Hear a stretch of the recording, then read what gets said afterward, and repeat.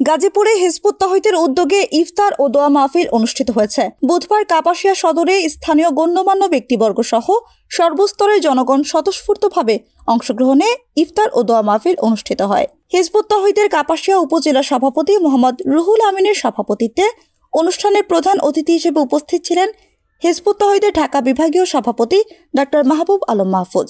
বিশেষ অতিথি হিসেবে উপস্থিত ছিলেন হিজবুত তাওহীদের কেন্দ্রীয় যুগ্ম নারী বিষয়ক সম্পাদক মোসাম্মদ আয়েশা সিদ্দিকা, গাজীপুর অঞ্চলের সভাপতি মোহাম্মদ শহীদুল ইসলাম শহীদ, গাজীপুর জেলা সভাপতি আবু রায়হান, গাজীপুর পশ্চিমের সভাপতি আলী আকবর উজ্জ্বল এবং মাওনা উপজেলা হিজবুত তাওহীদের সভাপতি মোহাম্মদ শামীমুল হাসান। অনুষ্ঠানের শুরুতে ধর্মীয় আলোচনা অনুষ্ঠিত হয়, যেখানে ইসলামের প্রকৃত শিক্ষা, সমাজ সংস্কার ও শান্তি প্রতিষ্ঠার গুরুত্ব নিয়ে আলোচনা করা হয়। এরপর ইফতার মাহফিল অনুষ্ঠিত হয় এবং শেষে দেশ ও জাতির কল্যাণে বিশেষ দোয়া করা হয়।